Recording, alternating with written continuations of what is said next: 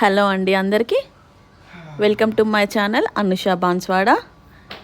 ఈరోజు నేను మీకోసం చోలే భటూరే చేస్తున్నాను. చోలే భటూరే అంటే చోలే అంటే శనగల కర్రీ అండి, భటూరే అంటే పూరి. దీనికోసం ముందుగా మనం ఒక 150 గ్రామ్స్ ఆఫ్ వైట్ శనగలు ముందు రోజు నైటే నానబెట్టుకోవాలండి. ముందు రోజు నైట్ నానబెట్టుకున్న శనగలు అయితేనే తొందరగా బాయిల్డ్ అవుతాయి. ముందుగా ప్రెషర్ కుక్కర్లో నానబెట్టుకున్న శనగలు వేసి దాంట్లో 3 కప్ ఆఫ్ వాటర్ వేసి దాంట్లో పీల్ చేసిన 4 ఆలు వేయాలండి. డైరెక్ట్ కుక్కర్లో శనగలు ఆలు వేస్తే తొందరగా ఉడికిపోతాయండి. సపరేట్ ఉడకబెట్టాల్సిన అవసరం లేదు. సో టైం కూడా మనకి వేస్ట్ అవ్వదు. ఇట్లా ప్రెషర్ కుక్కర్ని స్టవ్ పైన పెట్టి ఆన్ చేసి హై ఫ్లేమ్ పైననే ఒక 4-5 విజిల్స్ వచ్చే వరకు ఉంచండి. ఎందుకంటే ఆలు తొందరగా ఉడికిపోతుంది, కాకపోతే శనగలు ఉడకవు.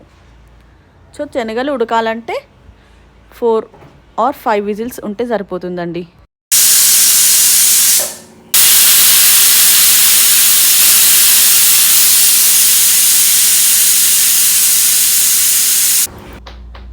ఇలా 4 to 5 విజిల్స్ వచ్చిన తర్వాత ఒక బాండీని స్టవ్ పైన పెట్టుకొని స్టవ్ ఆన్ చేసుకొని 1.5 పావు ఆయిల్ వేసుకోవాలండి. ఇక్కడ నేను 1.5 పావు ఆయిల్ వేసుకున్నాను. ఎందుకంటే కొంచెం ఆయిల్ ఎక్కువ ఉంటేనే చోలే కర్రీలో టేస్ట్ ఉంటుందండి. ఇది ప్యూర్ పట్టించిన పల్లి నూనెనండి, గానుగ నూనె అంటారు కదా అది. దాంట్లో ఇప్పుడు నేను ముందుగా జీలకర్ర వేసి హోల్ గరం మసాలా అంటే 2 లవంగాలు, 2 ఇలాచి, కొంచెం చెక్క, కొద్దిగంత సాజీరా వేసుకొని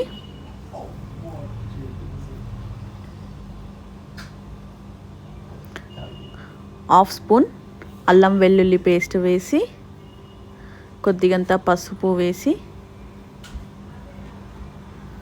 కరివేపాకు, పుదీనా, కొత్తిమీర వేసి బాగా కలుపుకోవాలి. ఇది చేసే అంతలోపు ప్రెషర్ కుక్కర్ది ప్రెషర్ అంతా పోతుంది. ఇప్పుడు ప్రెషర్ పోయిన తర్వాత ఓపెన్ చేసి ఆలు తీసేసేయాలండి. తీసేసిన తర్వాత దాంట్లోని శనగలు ఈ పోపులో వేసేసేయాలండి. ఆ ప్రెషర్ కుక్కర్లోని వాటర్ అలానే ఉంచాలి, ఎందుకంటే అవి లాస్ట్కి మనం వాటర్ వేస్తాం కాబట్టి. ఈ శనగలన్నీ వేసేసి మంచిగా బాగా కలుపుకోవాలి.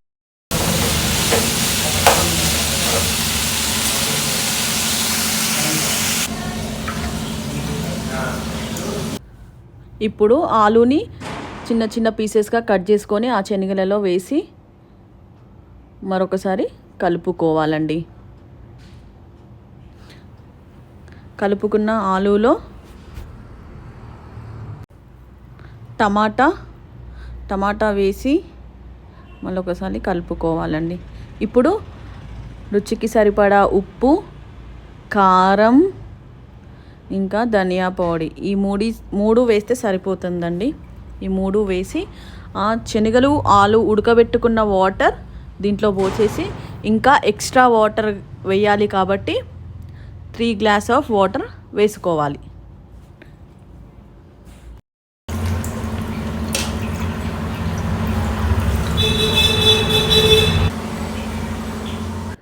ఇప్పుడు మళ్ళీ అదే ప్రెషర్ కుక్కర్లో రిటర్న్ కర్రీ మొత్తం వేసేసి ఈ బాండీలో ఉన్న కర్రీ మొత్తం వేసేసి పెట్టేసి మళ్ళీ 4 to 5 విజిల్స్ వచ్చేలా చూసుకోవాలి.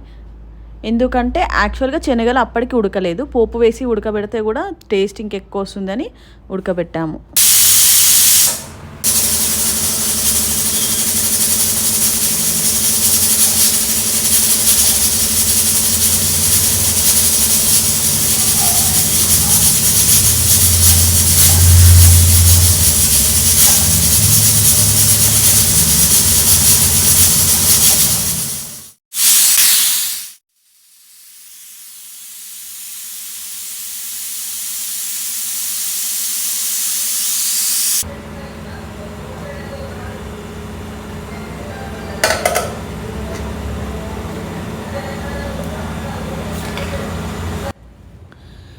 ఇలా ఉడికిన కర్రీని మనము కొంచెం స్మాష్ చేసుకోవాలండి. స్మాష్ అంటే మొత్తం పేస్ట్ లాగా పప్పు రుద్దినట్టు రుద్దొద్దండి. ఏదో జస్ట్ స్పూన్తో పప్పు రుద్దే కవ్వంతో కూడా అస్సలు రుద్దకండి. ఓన్లీ కొన్ని శనగలు స్మాష్ అవ్వాలి, కొన్ని శనగలు స్మాష్ అవ్వకుండా చూసుకోండి. జస్ట్ స్పూన్తో ప్రెస్ చేస్తే సరిపోతుంది. ఇలా మన చోలే కర్రీ రెడీ. ఇప్పుడు బటూరే ఎలా చేయాలో, పూరి ఎలా చేయాలో చూద్దాము. ముందుగా నేను ఒక బేసన్లో 2 cups ఆఫ్ వీట్ ఫ్లోర్ తీసుకున్న, గోధుమ పిండి తీసుకున్న, అలాగే అదే కప్పుతో 2 కప్పుల మైదా పిండి తీసుకున్నానండి. ఈక్వల్ క్వాంటిటీ ఉండాలి గోధుమ పిండి ఇంకా మైదా పిండి. ఎప్పుడైనా కానీ ఈక్వల్ క్వాంటిటీ ఆఫ్ గోధుమ పిండి అండ్ మైదా పిండి ఉండాలి కంపల్సరీ. కొంచెం సాల్ట్ వేయాలి. ఎప్పుడైనా కానీ మనం ఏ పిండి తడిపినా కానీ కొంచెం సాల్ట్ కంపల్సరీ వేయాలంట, మా మమ్మీ వాళ్ళు చెప్పేవాళ్ళు. సో నాకు అలా గుర్తుకుంది. ఇప్పుడు మంచిగా వాటర్ వేసి కలుపుకోవాలండి పిండిని.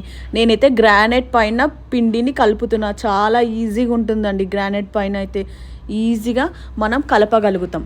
ఇప్పుడు కలిపిన పిండిలో కొద్దిగంత ఆయిల్ వేసి బాగా కలుపుకోవాలి.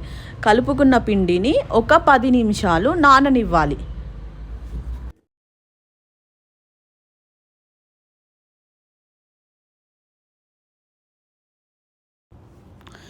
10 minutes తర్వాత చూడండి ఎంత స్మూత్గా అయ్యిందో పిండి.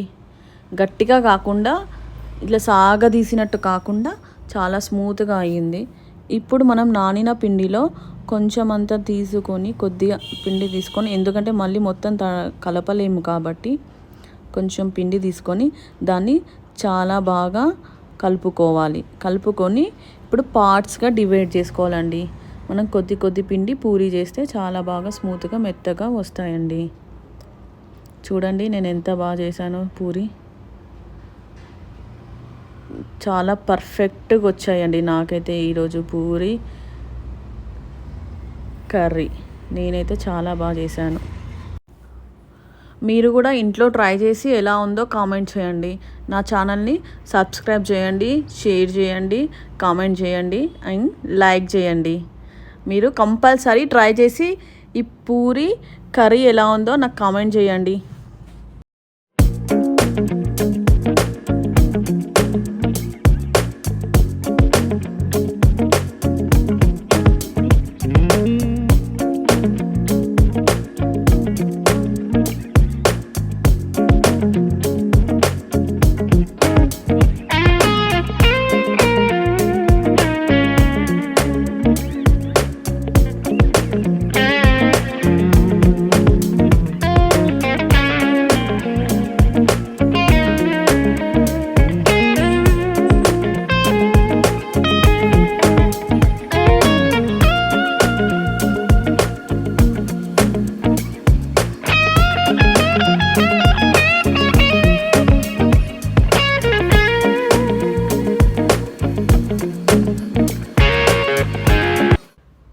చూడండి నేను చేసిన పూరీలు ఎంత బాగా పొంగుతున్నాయో కదా.